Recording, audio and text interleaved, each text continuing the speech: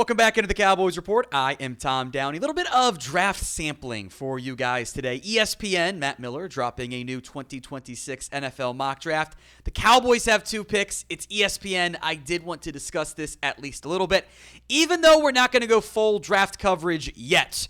Let's check in again after the Eagles game. Let's just leave it at that there. We will have year-round Cowboys coverage. We don't just talk about the games. We talk about everything people are talking about. News, rumors, free agency, the draft, of course. It's your one-stop shop for all things Dallas Cowboys. Hit that sub button if you haven't already. Let's go through the picks that happened to begin this ESPN mock draft, again, done by Matt Miller. Fernando Mendoza, part of a trade up by the Giants, goes number 1. Dante Moore gets traded up for by the Browns at pick number 2. Francis Mauigoa goes number 3 overall. Jordyn Tyson goes number 4 to the Tennessee Titans after they traded down. No defensive help there, I do find kind of interesting. Producer Chris's guy, Simpson, goes number 5 to the Las Vegas Raiders. Arvell Reese there, and this is kind of a run of like, wouldn't have been nice if they could have slid to you. Arvell Reese goes 6 to the Saints. Rueben Bain, Pain for Bain, if you want to tank a little bit for him. Number 7 to the Commanders. Keldric Faulk goes number 8 to the Bengals. Caleb Downs off the board at pick number 9 to the Arizona Cardinals. Wouldn't it be nice if you could get him? Spencer Fano goes to the Rams. That pick, by the way, from the Falcons. Forgot to mention that. Jeremiyah McCoy to the Dolphins because they need a corner pretty badly. Peter Woods goes to Minnesota. So the Cowboys then on the clock here at pick number 13. Some notable players who are on the board. ESPN quite high on Mekhi Lemon, so I wanted to mention him, although you're not going to go receiver. Jeremiyah Love is there, the Notre Dame back. 2 edge rushers, David Bailey of Texas Tech, TJ Parker out of Clemson, and then one of my favorite corners this year, Mansour Delane out of LSU. The pick, though, from ESPN is Jeremiyah Love, a running back taken by the Dallas Cowboys in round 1 with their first-round pick.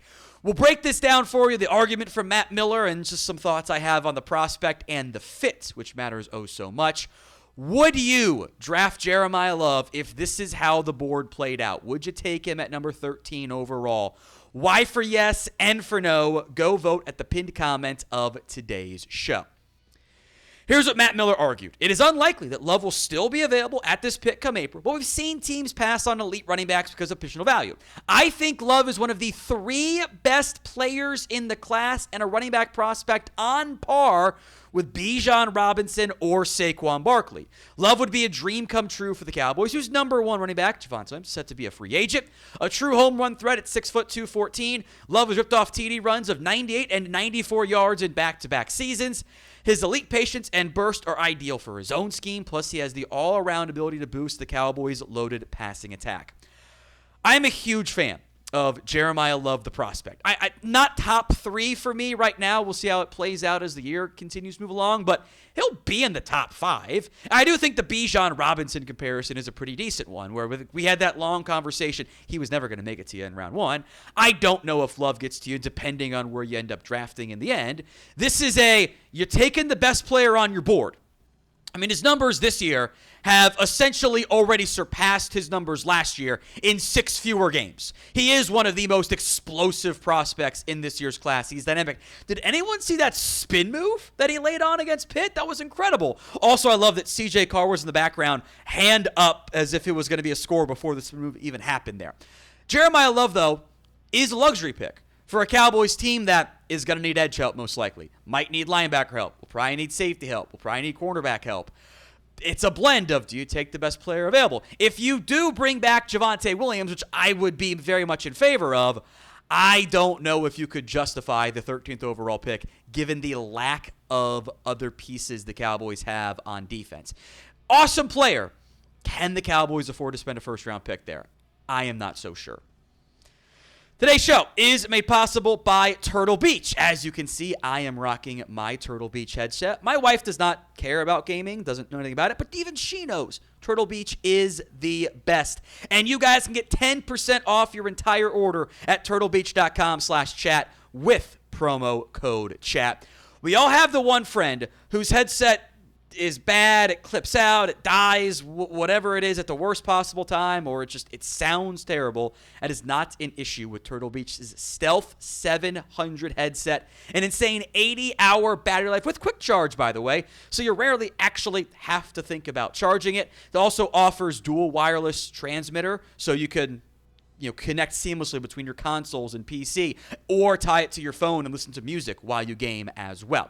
Link will be in the comment section and the description of today's show, but get the ultimate immersive gaming experience with Turtle Beach today.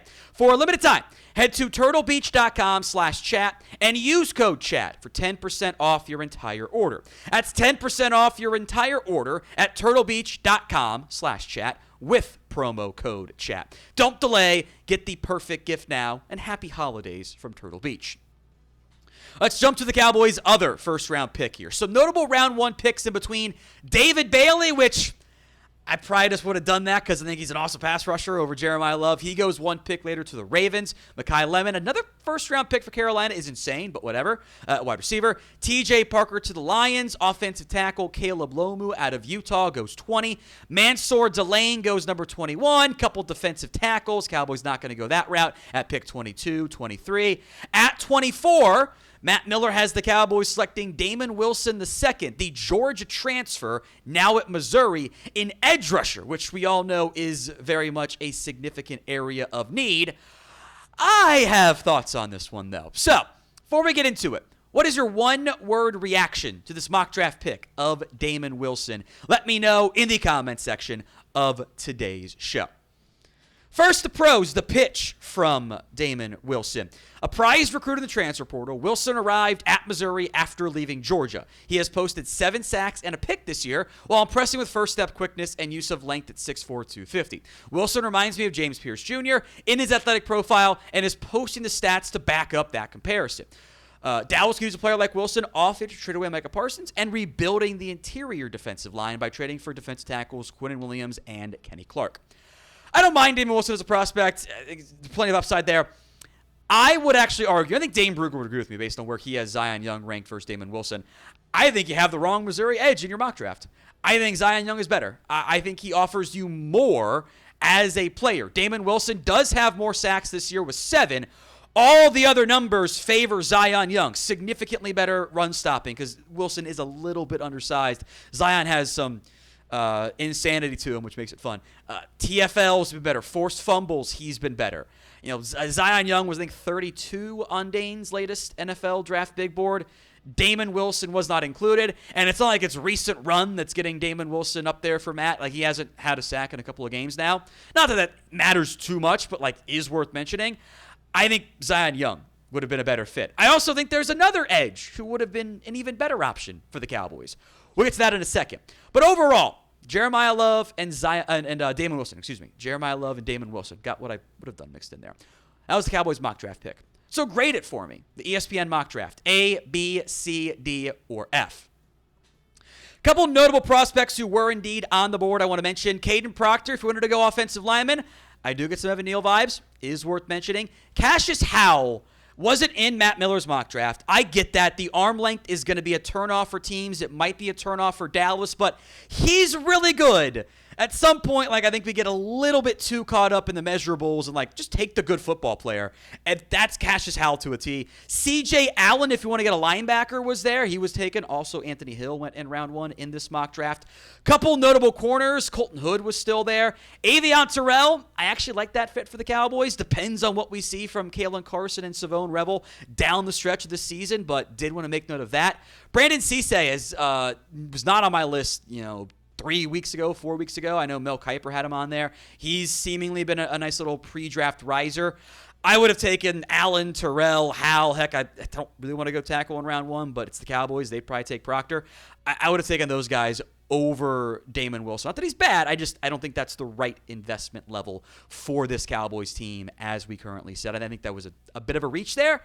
Love is controversial. Wilson, for me, was just a little bit too early in the end. We'll have plenty of draft coverage. Make sure you guys are subscribed.